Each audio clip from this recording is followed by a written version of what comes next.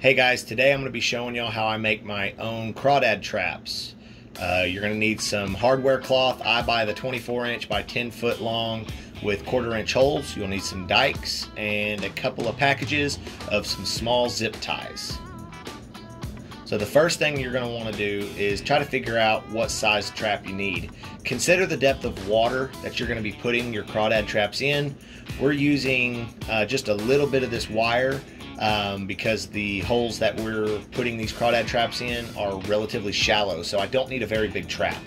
So I flip the wire over after figuring out roughly how big I need this trap to be, and then I'm going to go ahead and take my dikes and start cutting all the way across in a straight line.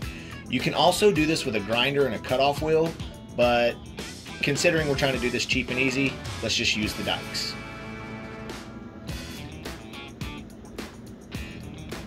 So after cutting that section off, what I'm going to go ahead and start doing is getting ready to zip tie the two ends together. I try to go down about 2 to 3 of those little 1/4-inch squares on each side. I like to do each side first, that way I make sure I don't get off. It's hard to get off by one hole and then the whole thing just kind of looks funny, it doesn't set right. Anyways, so I'm going to zip tie one end of 2 to 3 holes down, overlapping on itself, and then I will do the same thing to the other side.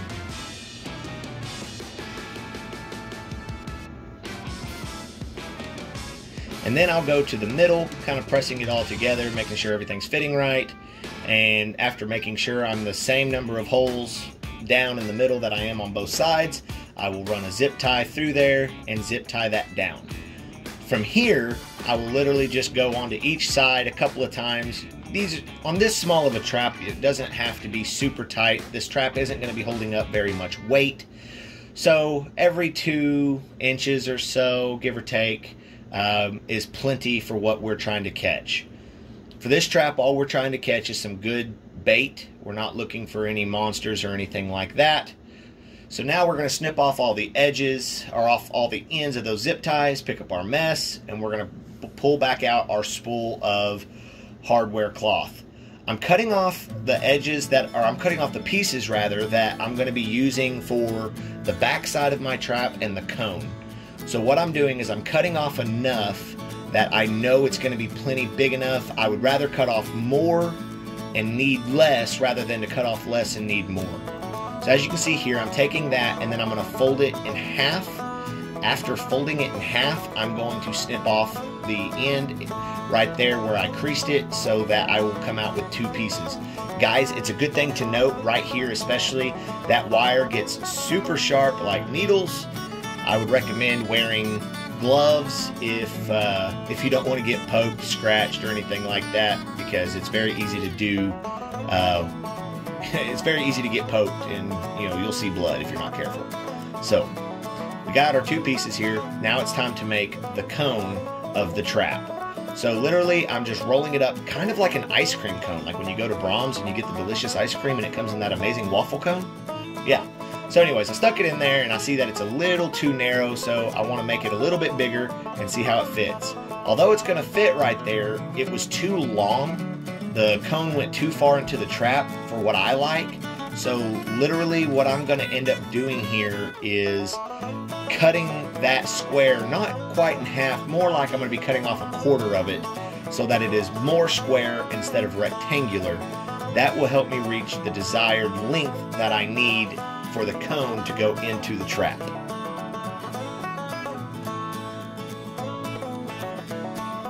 And I do apologize about the camera angle not being perfect. That is part of the reason why I am narrating it now.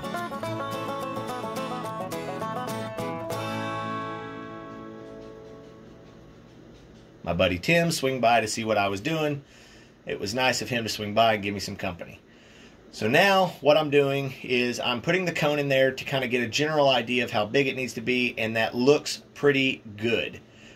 So from here I'm going to start wiring, well, zip tying. If you don't have zip ties, you can use wire, but I'm going to take my zip ties and I'm going to start zip tying that cone to the inside of the trap. Now I'm going to go all the way around the cone. Once again, you know, not super tight, not super close from zip tie to zip tie, but, you know, close enough to where it's going to seal up any holes to where any of the desired sized crawdads can't get through. Like I said, we're using these, we're using this trap right here to catch bait. So really any size will work. We use the smaller ones for crappie, bigger ones for bass and catfish. So I don't want nothing to escape. So I'm going to make sure that there's no gaps in there where any crawfish can get out.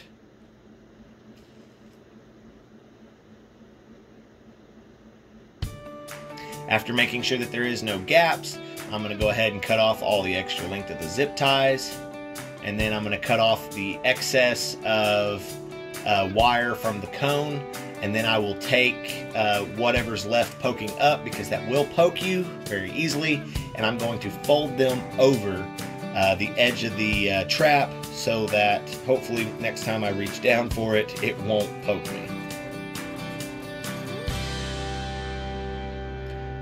And then literally I'm just going to take another look around the trap to make sure that there's no gaps. When I realize there's no gaps, I'm going to go ahead and start working on the back. Literally what I'm going to do is I'm going to take that other square that we had, loosely draw a circle with a Sharpie marker, and then I'm going to cut. The reason I say loosely is because you don't want this to be too small. So draw a loose circle, and then as you make your cut around the circle with your dikes, you know, go a 1/4 inch to, you know, a 1/2 inch around away from that line. This way you can ensure that you can get the back of your trap completely enclosed and not worry about it being too small to where there's gaps coming out. To where the, you know, no gaps to where the crawfish can get out rather. So now what I'm going to do is I fold one side over and zip tie that down. Obviously play with the camera a little bit because it started falling. Lovely. Got to get a new tripod. And then I'm going to do the same thing to the other side. Fold it down and put a zip tie in it. And then I'm going to work my way around, basically doing the same thing, folding down the edges to ensure that there is no gap so that the crawdads cannot escape. And then after I make sure I got all the gaps filled, I will then go ahead, after pulling every zip tie tight, I will go ahead and start cutting all the edges of the zip ties off. And you can leave them on, I guess it really doesn't matter, but just for looks, I like to snip them off. It makes it look a little bit better. It makes me feel a little bit better about what I did. I saw a little bit of a gap there where one could have gotten out, so I'm just going to go ahead and seal that up. So now comes time to make the door to where you bait your trap, where you pull the crawdads in and out. Literally, I'm on the back there that we just put on, and I'm literally cutting out 3 parts of a square. That's going to be my door. So make a square, and then don't cut out one of the lines, and then there's your door.